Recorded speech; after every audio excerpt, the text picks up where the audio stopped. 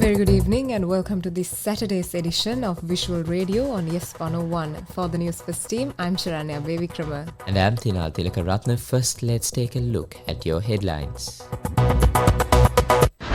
Newsfirst headline. Saman Ratnayaka to provide confidential statement to over medicine procurement scandal. Operation Yuktiya will continue, IGP reiterates after visiting Mahasangha. UN rights official raises alarm over Sri Lanka's new laws, impact on progress. At least 10 Palestinians killed after Israel hits tent camp in Rafah. In sports, it's cricket, Avesh takes 4 as Vidarbha collapses for 170. On to your news in detail, Additional Secretary to the Ministry of Health, Dr. Saman Ratnayaka, who was arrested and remanded over the medicine procurement scandal, told court today that he is willing to provide a confidential statement. The CID arrested Additional Secretary to the Ministry of Health, Dr. Saman Ratnayaka, yesterday when he appeared before the CID to record a statement. Dr. Saman Ratnayaka was arrested after recording his statement for over 7 hours. Earlier today, court issued an order remanding Ratnayaka until the 14th of March, considering the facts presented by the Deputy Solicitor General Lakmini Girihagama after he was produced before the Maliga Kanda Magistrate Court.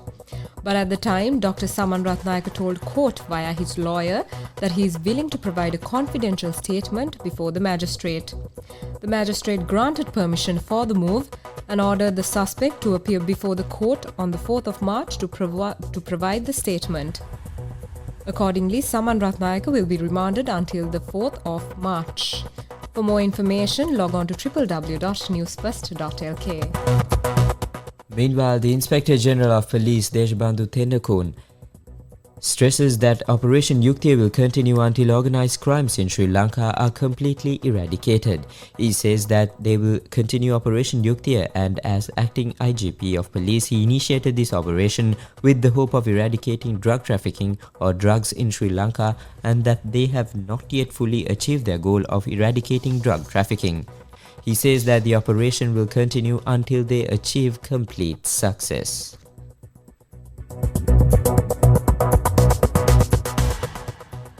Of a local news, United Nations High Commissioner for Human Rights said that Sri Lanka's recent economic progress is overshadowed by concerns over a wave of new legislation. He was speaking at the 55th session of the United Nations Human Rights Council.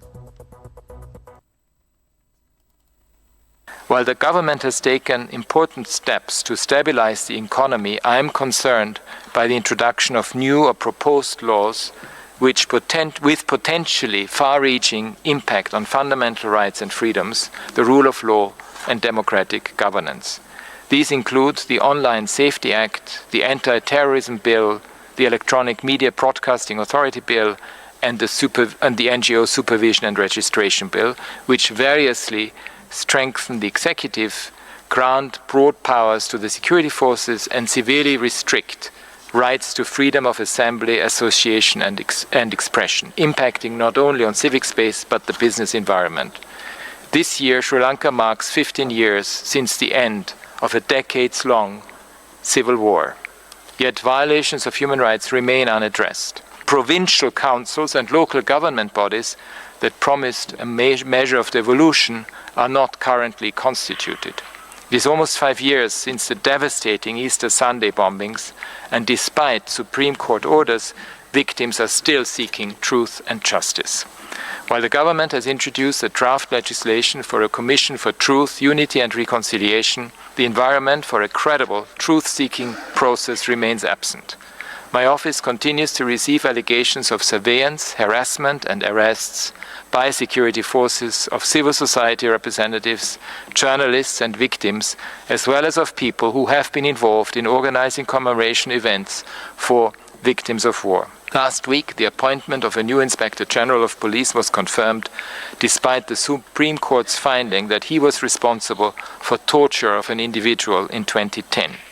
These cases highlight the need for comprehensive security sector reform.